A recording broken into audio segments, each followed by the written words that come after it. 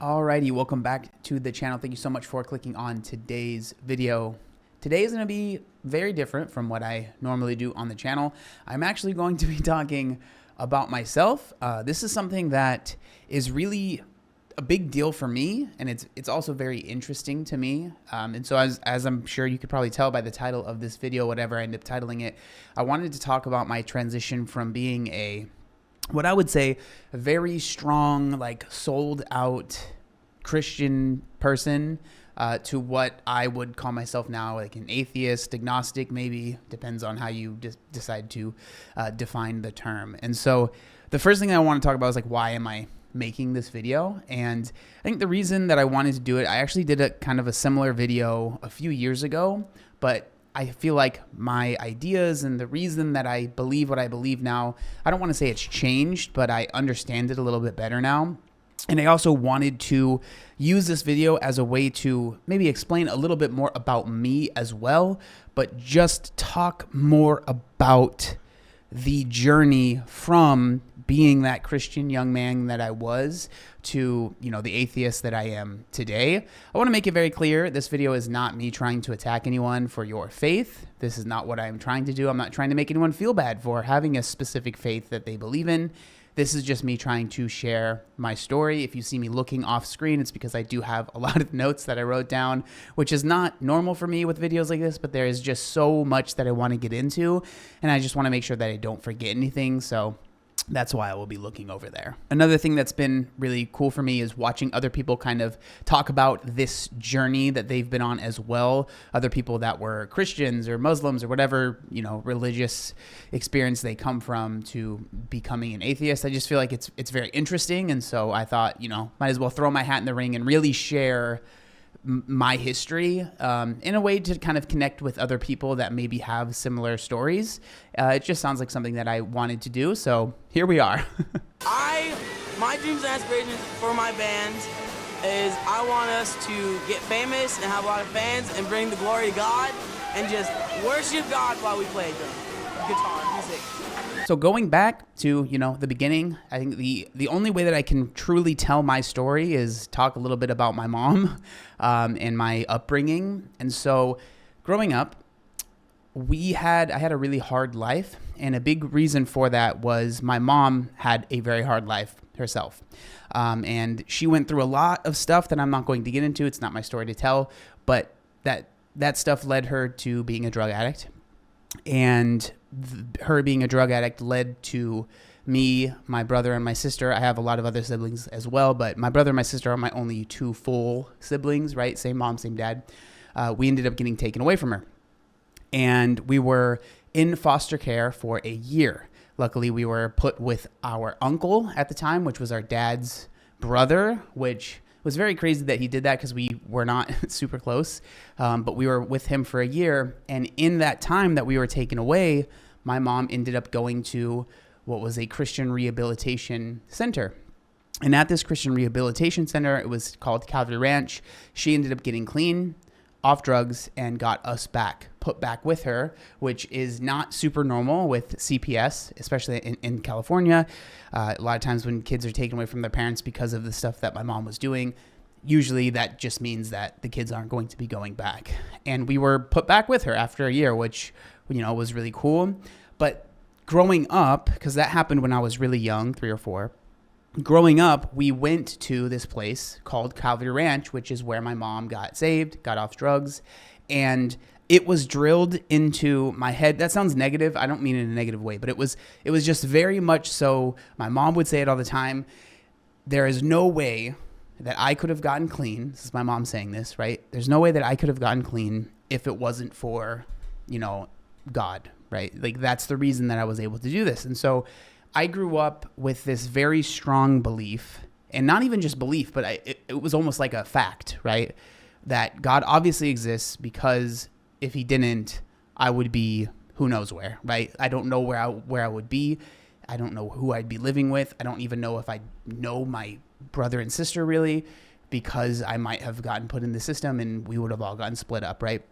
And so that was a very, very strong kind of anchoring force in my life when I was younger, and it made me believe that God is real and Christianity is real because it was a Christian rehabilitation place. And this place that we went, it was called Calvary Ranch, and it was a very interesting kind of setup. It doesn't exist anymore. It was a very interesting setup because I think that they worked with the system in San Diego, which is where I'm from, and people would either not go to jail or they would somehow go to this ranch instead of being in jail, right? And while they were at this ranch, you would have to do like daily chores. You would have to, obviously I was never a part of the program, but from what I understood, you'd have to do daily chores, learn about Christianity and all of this stuff. And every Sunday you had to go to church, right? And that's the church that we went to growing up, that I went to. So it was the first two rows. There was like two like kind of aisles.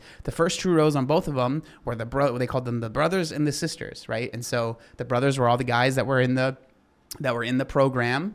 And then the sisters were all the women that were in the program. And I remember the brothers, their bunks were at the church and you could like go to it. Obviously I only went in there like one time when they were doing a tour or something like that, but it was a church meant for people rehabilitating from, most of the time, usually drugs for the most part. Right. And it was a really cool kind of place to be. It was like it was a ranch, right? So it was like out kind of in the boondocks in San Diego, in this place called Lakeside. They had horses and there was, animals, and it was a fun place to kind of grow up in as a kid. But we ended up leaving there when I don't remember how old I was, probably like 9 or something like that, maybe a little bit earlier than that, because the teachings that they were doing, they were just, and this is how my mom felt as well, they were just kind of like pretty basic.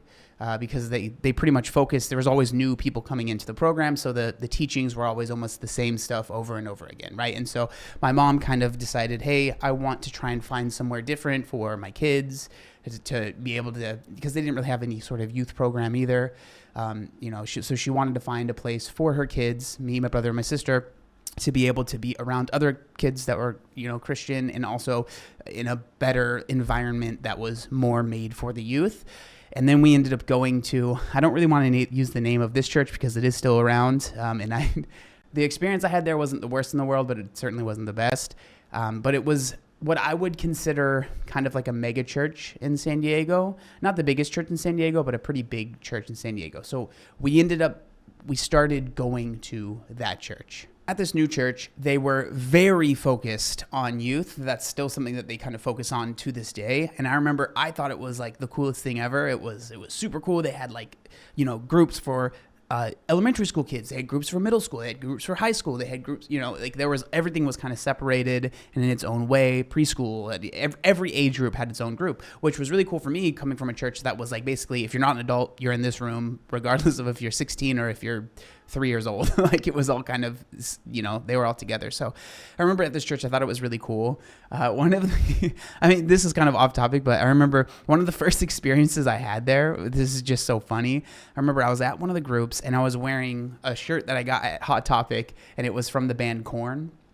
And I remember one of the leaders of this group. Now that I think back on it, he was probably like a teenager, maybe early 20s. He said, I'll give you, I think it was like $5 if you stop wearing that shirt and I give you like a shirt from the church or whatever. And I was like, okay, cause I just wanted to be involved. But this church was really cool. Like I remember feeling like being able to finally feel a sense of community. And I think like at this church is when I started to really learn a little bit more about Christianity, about the Bible, because again, before it was all of the messaging that I heard at Calvary Ranch, the first church that I was going to, was very much just about like, which isn't a problem, but it was about Christ's forgiveness, and you have to learn to forgive yourself again, because it was a lot of people that were former addicts that made a lot of mistakes in their life, and they were searching for help and stuff like that, right? But so I started to learn a little bit more, as much as you can as an elementary school kid, about more about the Bible. So when I was in like elementary school and stuff like that, we would go basically on Sunday. That was pretty much it, if I remember correctly. They also had a Saturday night service that I think we would go to sometimes, because it was kind of hard for my mom, single mom. We didn't have much money sometimes to get up in the morning and get us to church on Sunday. So a lot of times we would go to the Saturday night service. But I remember that it was, relatively, it didn't like take up too much of my life. But once I got into middle school, I remember I started being at church or some sort of church adjacent thing like almost every single day. And I'm not saying that as a problem. It was just like my whole identity and my whole group of people that I knew were kind of from and around church, right? And then at the same time, when I started going to middle school, there was this place that had opened up close to the middle school that I was going to, which was called Youth Venture, which also so happened to be run by the church that I was going to, right? And I remember I loved going to this place. So it was a teen center, right? So basically what it looked like was you would walk in and there was just a ton of different TVs with different game consoles. So there'd be like Xboxes and PlayStations and Nintendos or whatever it was. I think it was a GameCube at the time. And there was all these different, like there's pool tables, ping pong tables, all of that stuff, a bunch of like arcade stuff. There was like an area to hang out in. There's a TV. You could watch TV and there was also like you would do lessons with one of the leaders, right? And so I went to this place basically every single day after school, from middle school into high school. Like that's where I hung out. And I don't really have much like bad stuff to say about this place. Like it was like a safe haven for me and a lot of my friends. It's where I met a lot of my friends. It was just a really cool place. And I will say the one thing about Youth Venture, especially at the church that I was going to, because a lot of the Youth Venture kids would go to the church on Sundays or whatever, was looking back, especially now, there was a very like strong definition between a Youth Venture kid and a kid that just goes to the church. A lot of times the Youth Venture kids, the kids that I hung out with, maybe didn't have a two parent family household. Maybe they needed a ride to get to church. They weren't able, they were just kind of seen as like the bad kids, but they were all of my friends, a lot of the people that I hung out with, because those are the people I went to high school with. And another thing, I'm kind of getting off of the things that I wrote in here, but another thing, I remember that the church that I went to, they had their own high school and stuff, right? And a lot of the kids that went to that high school, they hung out with each other. I always just felt kind of othered from that, but that's kind of besides the point. But, this was like a big part of my life. I was at Youth Venture. I went to Youth Venture every single day after school. I would usually go there on the weekends. Like it became a really important part of my life and became like a second home for me, like 100%. So I say all that to just say that I was at church or a church adjacent thing every single day, right? And so when it comes to like questioning what I believed, it just didn't even happen, especially when I was in junior high and high school. Like I didn't even think about maybe this isn't true. It was just like in my head, so obviously true. And this is, maybe this is a negative. Maybe people might see this as like, see, this is why, you don't believe anymore. But I just didn't even really critically think about it, because it was just everything that I was around, everything that I heard, saw, every person that I talked to, right, for the most part, believed in this, believed in Christianity, believed in Jesus, believed in everything that the Bible said, right? And so I was just like, everyone believes this, right? Everyone that I've met, for the most part, believes this. And so it was just like, I believe it too, because of course it makes sense. It's all of these things that I'm learning about. Everyone says that they feel it. Everyone says that it's true. All these people that I looked up to and, in the leadership of the church, they all say that it's true. And so it was like, okay, yeah, it just makes sense. It was very easy for me to just assimilate, right? And just kind of continue going down the path that I was headed towards, because everyone else was saying that this is true. This is what you should believe. Of course it makes sense. And so I was like, okay, cool. Yeah, it makes sense to me. Also, though, around this time, I just said that, was when I did start to really, especially in high school, when I started to not like question if it was true, but I started to question my own experiences against everyone else that I was around. Because once I was in high school, I was involved in leadership. I went to all they would have these leadership retreats, and we had this thing every year that was for all the youth, right? It was called Future Quest, and this was junior high and high school kids basically, and it was a really cool event. The church would set up for it, and they would basically work all year to set this thing up. It was really cool for the youth, right? And then we also had these church camps that would happen every summer and every winter. And I remember at these events, at Future Quest and at church camps, they were always very, very intense, especially the camps. Future Quest was pretty intense, but you would end up going home after, the day was over. You'd be there all day, but then you'd go home and you'd come back the next day, right? But these camps, you were there for 3-4 days straight at the campsite, right? And I just remember there would be these very intense experiences that I never felt. And this is when I started to really be like, I feel like maybe something's wrong with me, or maybe I am broken, or I don't understand, or I'm doing something wrong.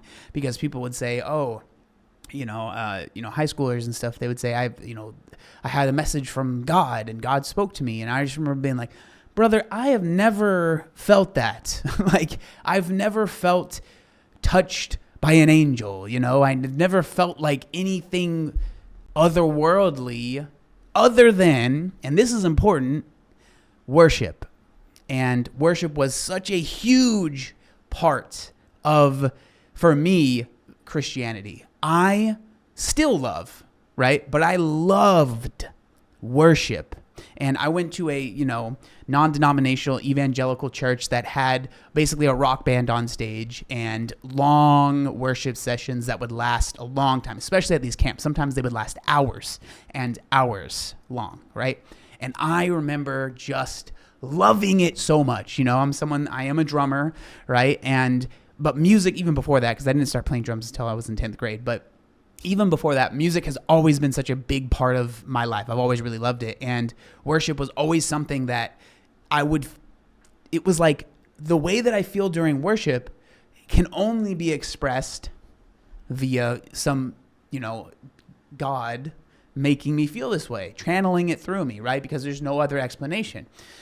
And so that was something that really kind of kept me grounded in believing that this must be true and I'm just doing something wrong. And that's why I'm not getting words from God. And there would be other things that would happen at these like camps, especially where there would be people that would get quote unquote slain in the spirit, which was basically they'd be like worshiping and maybe someone would pray for them and then they would just pass out and fall on the ground, right? And there'd be stuff where people couldn't stand anymore. They'd be crying. And I just remember I would want it so bad.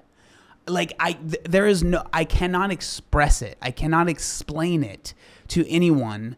I think unless you felt this, but like seeing other people and it felt like they were being chosen and I was being left out.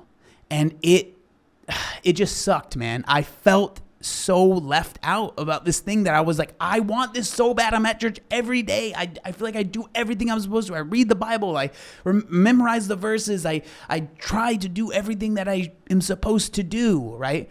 And I just always kind of felt left out. And it got to a point where I just would start faking stuff. Like, I remember there was one time when I was at this camp and the worship session had gone on for so long. And at the time, I was heavier as well.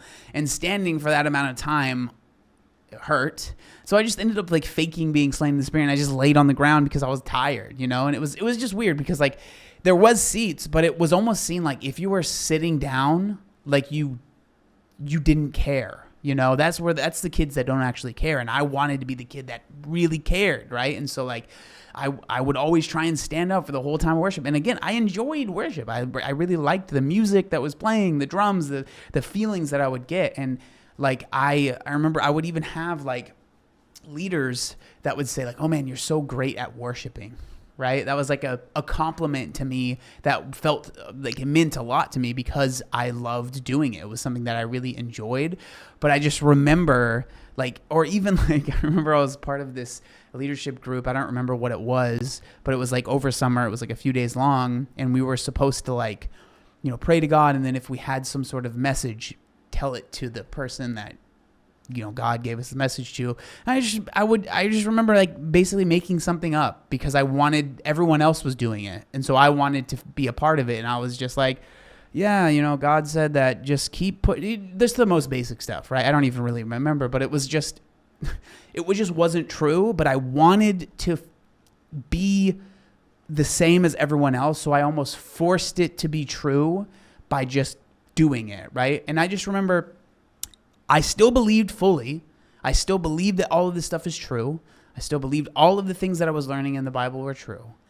But I just always felt like I must be doing something wrong because I'm not understanding why I'm not getting these revelations, why I'm not ever hearing from God when I'm praying. I just feel like I'm kind of talking to myself. There was always this lingering thing in the back of my head of like, I don't understand what I'm doing wrong. But in high school, I was the kid that was the Christian kid. I had friends that weren't Christians, or didn't go to church, but I think in my head I just assumed everyone's a Christian, right? But I was actually the vice president of the Christian club at our school, right? It was just a huge part of my identity. It was just like John was the Christian kid that also played drums because drumming was a huge part of my identity as well. Another thing that I remember happening was I was at another one of these leadership retreats. I went on these things a lot. Like I don't know if that's like abnormal, but like there was always some sort of leadership retreat or camp or thing that you could be at, right? So, and I went to basically all of them. Luckily, obviously my mom couldn't really afford them, but a lot of times there was always fundraising opportunities and people that were willing to pay, which was nice of them. But I remember I was at this, there's a couple things that happened at this leadership retreat. One of them was, I remember this was like high school, right? Older high school. I think you had to be like in 11th and 12th grade to go to this. And I remember they had a night where we watched The Passion of the Christ, right? The Mel Gibson film. And in my head, I was watching and I was like, all right, I had already seen the movie. And I was just like, okay, cool. Yeah, we're watching this movie. I've seen it before. But I remember once we got to the scene where like, they're doing the crucifixion type stuff and all of the stuff that leads up to that, there were people that were like sobbing, right? Sobbing, just crying. And I remember looking around and being like, this is a movie, like I just remember not connecting to it as much. And again, in my head, I'm thinking, I'm doing something wrong. Why am I not feeling this way? And it's not like I was like making fun of people, but I just remember being uncomfortable because I was like, okay, maybe I don't belong here. Like maybe I'm not as Christian as I thought I was. Like it just felt so bad. I don't know how to explain it other than that. I just felt bad because I felt like I was obviously doing something wrong because I wasn't as connected to this thing as everyone else was, right? And so it was a really big deal for me, right? And then at this leadership retreat, this is kind of a weird one. But I remember it was the guys and girls were obviously separated and we were in our own bunk, and the leader of basically the youth pastor came into the bunk and he was like talking to us or whatever. And then he ended up kind of like talking about like sex. And like he went into pretty graphic detail about him and his wife. And I just remember being like, I don't know. As a kid, you almost be like, oh, it's cool. He like trusts us to like hear this. And like, he would never say this to all of the kids, But looking back, I'm like, that was kind of weird, Nothing ever happened that I know of with him and doing anything strange. But again, it was just like a weird thing that had happened. And then with that church that I was going to, there were a few actual allegations that ended up coming out about people at the church. And it happened enough to where I remember really being like, man, there's so many people that are in leadership that are, doing inappropriate things with some of the children that are here and stuff like that, to where it really started to hurt, to where it almost became a narrative at this place where, remember, you can't put all your trust in a person. They will always fail you. You have to put your trust in God. And so it was almost like if someone ends up being a creep, you shouldn't have been trusting them that much anyways. And you need to understand that God is the only perfect person. And if you're putting all of your trust in these leaders, then you're wrong. And I just remember it was hard because a lot of these dudes that were leaders would end up being like kind of like father figures to me, because my dad was around, but not really, right? And so it was hard to just see a good amount of them kind of like fall from grace. And it was also weird to see how quickly they were replaced, It was like, oh, so there's a new, okay. Like, I just remember thinking like, wow, this stuff happens. And a narrative that kind of started getting spun around this time, and this really, I think, affected me more than I realized at the time, but there was this narrative that was spun that was anyone that leaves or does something like, gets in trouble for, they were never actually Christian, right? They were never actually real Christians. They were, they didn't understand, or they were doing things wrong. And I think that that's part of that is like that. I would think about that and that narrative. And that's what kind of kept me staying in the church for as long as I did, because I was that fear of being like, I wasted you're telling me that I was a fake Christian this entire time. So I wasted all of that time because if I ever decide to leave, then I am not a quote unquote true Christian. That was something that really affected me quite a lot. But even with all of that happening, I still completely and fully identified as a Christian, right? Even, up to a few years ago, I completely and fully identified as a Christian. So all of that stuff happening, it would leave like questions in my head, but it never really shook my faith. The first thing that this didn't even really shake my faith to where I was like, oh, I'm not sure if I believe this, but I remember it was the first time that I learned about something and I felt like I never got any good explanation. Even to this day, I don't feel like I've ever gotten a good explanation about this thing. So again, when I was in high school, I feel like this is pretty common.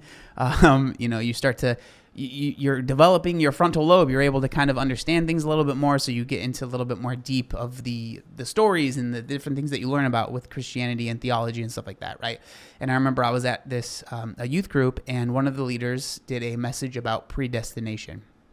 And I remember that was an incredibly difficult thing for me to grasp and then reconcile with. And so I just remember really struggling with understanding how, right? Because if from what I was taught in the church that I went to, the churches that I went to, the God of the Bible that I learned about, obviously there's a bazillion different types of gods and Bibles and, religious texts and things like that. But from what I learned was the God in the Bible is all-knowing, all-powerful, nothing is greater. There is nothing better. He is all everything, right? And so when we talked about predestination, this leader basically said, God knows every decision that we are going to make before we make it. He knows what we are going to do. And so therefore, he knows if we are going to go to hell or heaven before we're even born. And I think that this leader, if I remember correctly, I think he was also kind of struggling with his faith, if I'm being completely honest, because I think he ended up leaving not long after this happened. No shade to him. We all are on our own journeys, but I think he was kind of struggling with this too. And so maybe this was his way of coping with that by giving this message. But I remember we were all kind of asking questions and he didn't have an answer because I don't think he knew, right? But basically, the idea is with predestination is that God, before any of us are born, he knows we are either going to go to heaven or hell because he knows everything always at every time, there's nothing I can do to surprise him, right? If we are to believe the God of the Bible, right? And so it was either, and this was, again, I'm not saying that this is correct, but this is I remember just really struggling with this. It was either God is all-knowing, all-powerful, he knows everything, and he knows that some people that he creates are going to go to hell. I mean, really, the vast majority of the people he creates are going to go to hell because most of the people that have lived and will live are not going to be the right kind of Christian, right, to go to heaven. Or, they're going to go to heaven. And it's either that or he doesn't actually know, and there are things that we can do to surprise him, but then therefore he's not going to be all powerful, all knowing, and all that stuff. Again, it's not like learning about that was this is the click moment that shifted everything for me. I just remember being that was always a question I had that I never truly got an answer for. And if I'm being honest, I've never really felt like I've gotten a good answer for that. Other than you just have to have faith. And that's it was frustrating because I felt like that's what the answer would always kind of end up being, because I would ask someone a question, whether it was a pastor, a leader, or something like that, and they would give me kind of an answer, and then I would kind of try and continue probing the question, and eventually it would just end up well, you just have to have faith. And I was just okay, well, I mean, I guess I don't want to be seen as not having faith. And so it almost made me not want to even ask that question anymore, because it was, I don't know, I felt personally that it was seen as if you're asking too many questions, then you clearly don't have faith and you're struggling, right? And so I would just I kind of repressed it, because that happened in high school, maybe 11th or 12th grade. I don't remember exactly. But I just remember kind of repressing that, letting it be what it was and just continuing believing what I was believing. So now moving out of high school, I do feel like this was an important kind of turning point for me. And it's not like anything really happened, but I think it's because I wasn't going to church basically every single day. Because once I was in college, I went to college for a year. But once I was basically out of high school, there just wasn't as many activities for people that weren't in high school. And so I wasn't as surrounded by people in the church every single day. I was more, I was working my jobs. I was going to college for a year. But I was out more in the world, right? And so I was like exposed to more stuff. Again, nothing crazy happened. I was still very much so believed everything that I believed when I was in high school and in junior high. But I think that kind of maybe helped me detach my entire identity away from being, a Christian, because I wasn't at the church every single day of the week. I think one of the first really big struggles I had with like being a Christian was definitely like relationships that I had with the opposite sex. Because if I'm being completely honest, and this is just the facts, right? When I was in junior high and high school, I was extremely overweight and I had no one that was looking to date me, at least no one that I knew, right? And so it was relatively easy for me to not worry about any sort of sexual impurities that I might have. That changed when I lost weight. It just did, right? I had more options. And I got into my first relationship. And I remember that was kind of a struggle because, it was the first time that I was ever like with someone like that. And I just remember this was a person, I don't want to use names or anything like that, but this was a person that was actually living with a pastor. It wasn't her dad, but it was a kind of a long story. But she lived with a pastor who was friends with her dad, who was also a pastor. And she lived in his house with his kids and stuff like that, right, and his wife. And I remember, I was, it was my first real relationship. We got really close, me and my ex, and things happened. We ended up doing stuff, and obviously there was a lot of guilt there, right? That was like a very, very, very, very big topic when it came to especially high school and then like college-aged people in the church was, sexual impurity. And if you have sex before marriage, you are, it's like, I don't know why this was such a big part of it, but it was such a important topic that was talked about so often that anytime, things would happen between me and my ex, I would feel just this immense amount of guilt. Like I can't even explain how much this would make me feel like a terrible person, right? While we're doing something that we both wanted to do, it almost always felt like I was the one that should have said no. I was the man, I was the person that should be stronger, right? And it was just really, this was something that ended up really, I struggled with in pretty much every relationship that I was in until the relationship that I'm in now. It was just a really big part of like this amount of guilt that I would feel almost all the time. It was this big secret that I was keeping from everyone, and it came to a head. This was such a weird experience, man, but it came to a head where the pastor that my ex was living with told me to come into his office that he was working out of, and he questioned me if we had premarital sex, and then I lied. And then he was like, well, I talked to your ex and she said that you have. And then I start crying, and he's like, well, why did you lie to me? And I'm like, dude, I don't know, man. Like, I'm sorry. I'm so sorry. And then luckily it's not like he was like, how dare you? You are a terrible person. You're going to hell. You blah, blah, blah, right? It was just more, hey, okay, well, she's not going to be able to come over to your house anymore. You guys aren't going to be able to be alone at my house anymore, all this stuff. And I was just like, okay, I understand, right? But it was, again, that stuff, it was just, that continued with me in every single relationship that I was in after the fact. Like, it was just always felt like anything sexual was a sin and I was a terrible person for doing these things. And that was something that I really struggled with.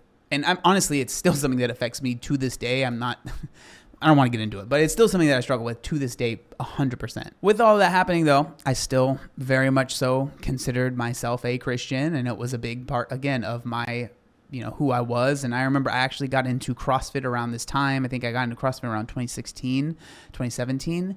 And the CrossFit community, especially at the time, I'm not part of the community really anymore, but at the time was very, very Christian focused. Like it felt like everyone that went to CrossFit was also a Christian. So again, it was just like I had found another community that was also big into this stuff. So it was just easy for me to be a part of both communities because there was so much, coalescence, everything kind of made sense, everything kind of fit.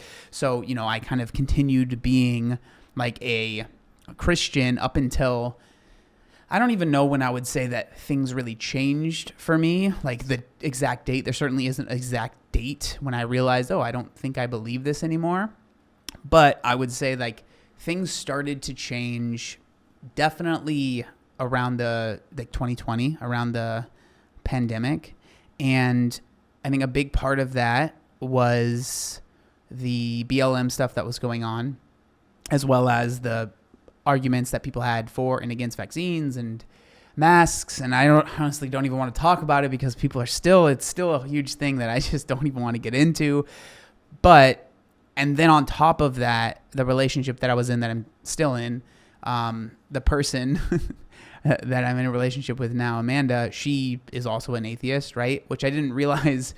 I didn't realize at the time. And I remember we had a conversation. I was in my car driving back from LA doing something. I don't remember what I was in LA for. And I was still living in San Diego at the time. So it was about a 2-hour drive. And basically the whole drive we were talking about this because she told me that she wasn't a Christian. Again, at this time in my life, I just assumed everyone basically that I had met was a Christian. I remember she had, bless her heart, I don't know how she did this, but she would come to church with me. She would sit next to me when I was worshiping, and you know what I mean? And she was always very, I remember that was like a realization that someone can not believe, but not be antagonistic. And I thought that was interesting, but I thought it was really cool as well.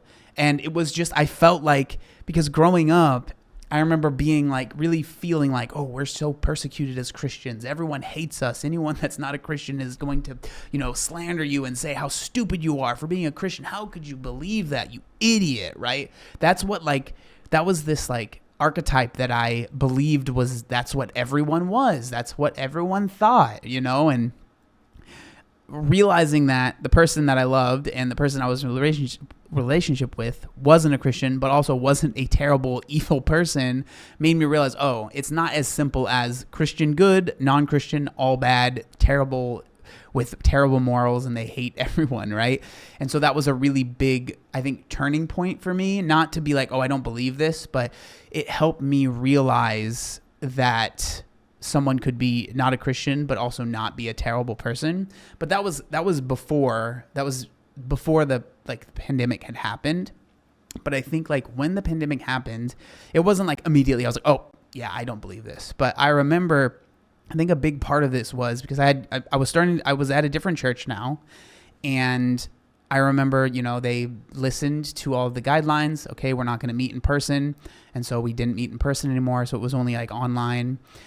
And, I went to I watched the first few, but eventually I was just like, I don't know, this is not the same. So I think part of it was I wasn't watching the services every week. I wasn't connected to that community really anymore. But I think on top of it, I know, on top of it, there was the other stuff that was going on in the world. So the BLM stuff, I remember just how many people, because I don't think I really realized it at the time, but the church that I was going to, the vast majority of people that were there, very, very, very, very conservative. Okay. Like extremely conservative. Like when you think about the meme of like a conservative Christian person, like this is what the majority of the people at this church were like. Right. And so the BLM stuff, they were not fans about that. And then the mask mandates, apparently they weren't a fan about that. I didn't really know that until, and this was a big turning point for me. I didn't notice how different I felt about these social situations until they opened churches to be able to meet again for the first time before they closed it. I remember they opened them up and they closed it down. It happened a couple times, at least in California. But I remember the first time they opened it up, they said, okay, we can meet, but if you're going to be in a large gathering, you have to wear a mask. And I remember being like, okay, that's no problem. And I just remember when I showed up, there was like no one was like wearing a mask, and like so many people were like wearing MAGA hats. And I just remember being like, I don't really think I feel the same way about things as the vast majority of people here. And then on top of that, the pastor of the church, who was actually, I still think is a great person, but he wanted to do a message with one of his childhood friends who was a black man, and people were so mad about that. I just remember being like, people being upset about this, I couldn't believe it. I thought it was so unbelievably childish and embarrassing that the pastor of our church, that everyone says that they respect, wanted to have this just conversation. And this was before we had met in person. So this happened before I, saw the mask stuff. But I just remember the Facebook group, and people were just so upset about him wanting to do this talk with his friend, childhood best friend, I guess. Our pastor was from a different state. He moved to San Diego to be the pastor of our church. So we had never seen this person, but his childhood friend, and people were just so mad about that. And I just remember being like, what is the problem here? Like, this is good. I think that's awesome that he's doing this. And no one else felt that way. Right. And so those two things happening really made me be like,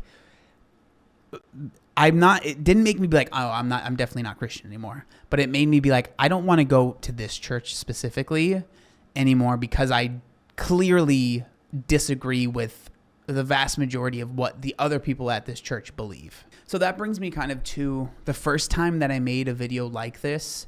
I was definitely going through a phase of like, the things that I thought I believed, I no longer believe. And I was really kind of like going the opposite way. And I mean, I believe everything that I believed in that video, but I think it's just, I believe now that I understand, and it's more mature of a belief than it was when I made the first video. Because the first video, I was like, there was so many things that I thought were the core of who I was as a person that had changed, that really shifted for me. And there was a lot of like emotion, right? And I remember when I made that first video, and like I had a lot of people kind of message me and be like, oh, well, this is just church hurt. It's just that church that you disagree with. And, there's plenty of people that are Christians that, believe that, BLM, they believe that vaccinations, all of this stuff. And that's definitely true. And I that's great. I think that that's fantastic that there are, Christians out there that, believe that Black Lives Matter and that like, we should get vaccinated. I think that that's fantastic. I love to hear it. I love to see it.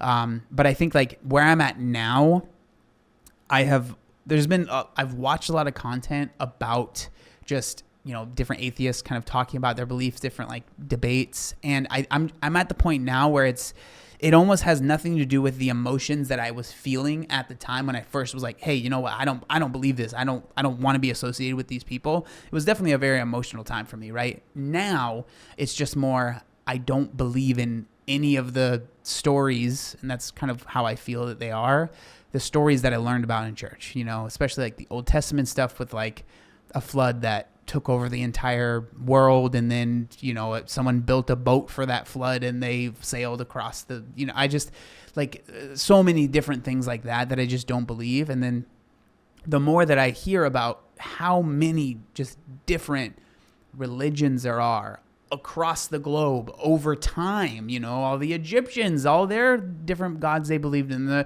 and all of the Greek gods that they believed in, and like just the thought of, I think about how I used to feel when I was a Christian, and I used to think like, wow, it's so great that I am right and I believe the one correct, religion, and everyone else is wrong.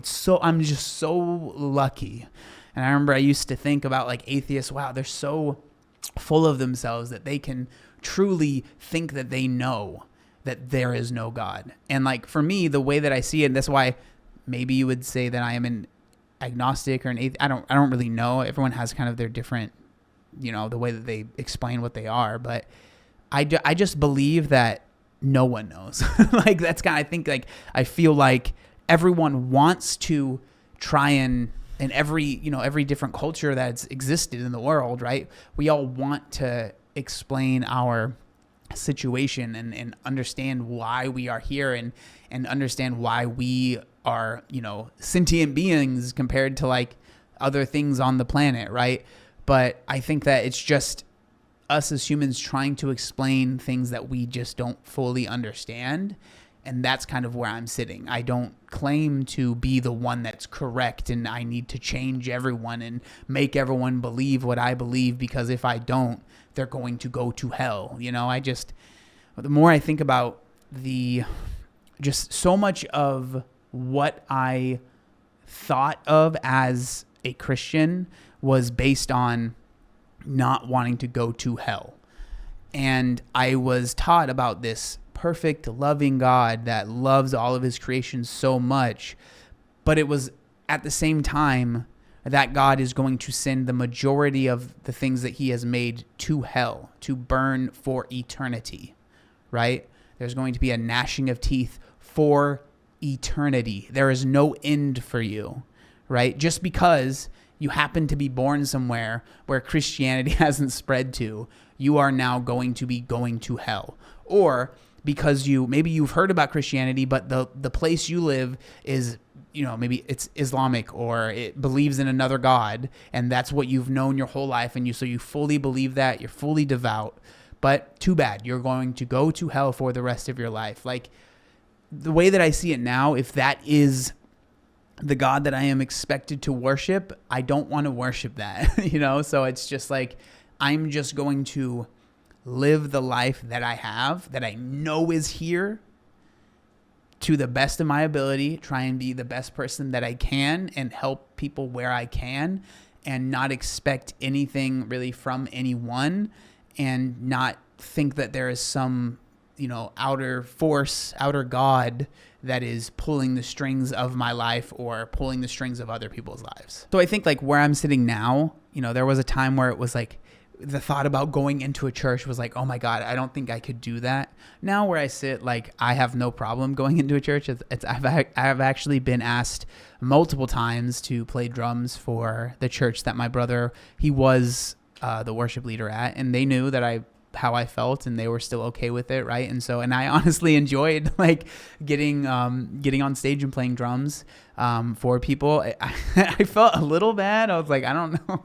I know most of the people out in the crowd don't know how I feel, but the people that like are the pastors and they understand how I feel, and like I still like I could still listen to worship music and not be like, oh my God, I can't believe it. I could jam out to that stuff. It was like, it's such a huge part of who I was as a person and the things that kind of taught me to be who I am today, right? I think that I don't have any ill will, and I think for a while maybe I felt like, oh my God, if you believe in that stuff, like how could you? That's so embarrassing. Now I think more than anything I understand why someone would want and almost need to believe in that. I think that I understand it to an extent, but I think like for me, I just don't believe it. I don't believe it. And I'm not trying to be judgmental here. I'm not trying to, say anything bad about a person that does believe it, but I just personally don't believe it. With that being said, I have a very serious issue with the people that do believe it, and then they use that belief as, in my opinion, a shield to be hateful and hurtful to other people that they disagree with, whether that's, the LGBT community, whether that is other religions, whether that is, trans youth, whether it, like the fact, and I think it's incredibly sad where, especially Christianity in America, like Christian nationalism has turned Christianity almost into a spearhead to hurt others. That makes me very sad, because for me growing up, the things that I learned and what I thought was Christianity was helping those that need help, being there for the ones that don't have, and trying to help all of those around you, right? And like that was modeled to me through my mom, who, the majority of my family still are very, very much so devout Christians that go to church and stuff like that. But like I saw that from my mom. We didn't have anything growing up. Like, when I say we had nothing growing up, right?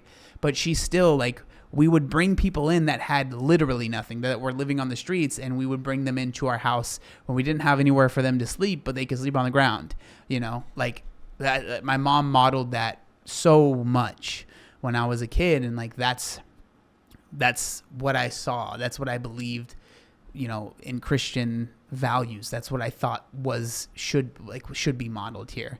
And seeing what, in my opinion, it's turned into and morphed into is very, very sad. And I do feel bad for those, Christians out there that don't believe that stuff, that have to almost fight against the other side of Christianity here, that is very exclusionary, that is very, in my opinion, hateful and evil, because they kind of are under the same God. I'm sure that they would say we're not under the same God, but it's something that is very, very sad to see for me personally. But I know that not everyone feels that way. And obviously I'm talking mainly about Christianity because that's where I came from. It's not like I've done a ton of research on, being a Muslim or being, Jewish or being all the other religions around the world. But obviously I was exposed to Christianity the most, basically exclusively. And that was kind of, that's where I'm coming from. But I hope that wasn't too all over the place. I think it was a little bit all over the place, but I tried to stick to the notes that I had for the most part. But that's kind of where I come from. And, I really wanted to share that, that side of me, just kind of share a little bit more about me as a person instead of talking about other people. But yeah, that's kind of where I'm at. If you want to leave a comment, you want to share maybe your experience, maybe you have something similar, maybe you have something differing, I would love to hear it. Obviously I hope that no one's attacking anyone in the comment section. Hopefully you don't attack me, because if you do, I will cry. But yeah, thank you so much for watching, and I'll see you in the next one. Peace.